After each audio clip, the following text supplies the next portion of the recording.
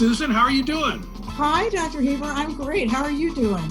Oh, I'm doing great. I'd be a lot better if I didn't have to keep hearing about all these fad diets all the time and find out what was really true. Yeah, me too. Well, let's get started and take a look at the spinning wheel and see what it has to say.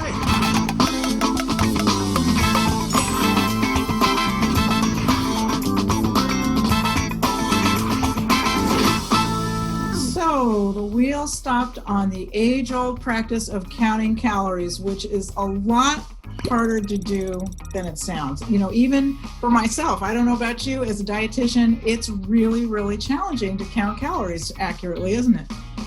Well, absolutely. You know, the trouble with it is a couple things. First of all, you don't really know how many calories are in a lot of your foods that you eat, especially in a restaurant where they try to sneak in a little extra butter or a little extra oil, and that can have a lot of calories, about 140 per tablespoon. Then there are all those goodies that you ate that you want to forget about. And we've done studies where people tell us what they've eaten, and all of a sudden, oh, gee, I left out all that chocolate cake and the ice cream. Oh, I forgot to tell you about that.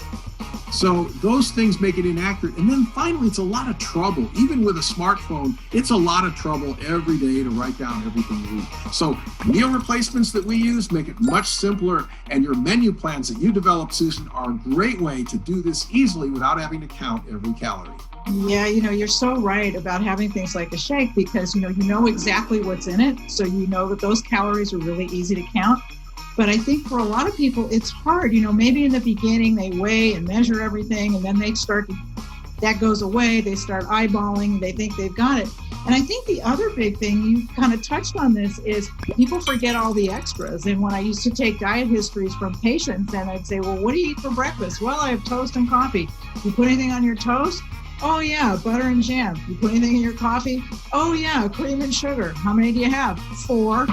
So all those little things add up and people forget. And you probably know just as well as I do, then people will come in and say, I promise you, I'm sticking to your diet exactly. I don't understand why I'm not losing weight. Yeah, you know, it turns out a calorie is not a calorie. A calorie of protein or a calorie of a fruit or vegetable are very different than a calorie of fat or carbohydrate or a snack food. Because when we measure calories, they just burn the food and see how much heat comes out. But the body handles them very, very differently. So you want the right amount of protein in every meal and after exercise. You want colorful fruits and vegetables and the right kind of fat. And that's the way it works. So it's not about counting calories. It's about eating the right foods. Yep, the quality of the calories. So my bottom line is that calories definitely do count, but you've got to really pack a lot of nutrition into them. Right. Or you could say calories count, but you shouldn't count calories. I love it.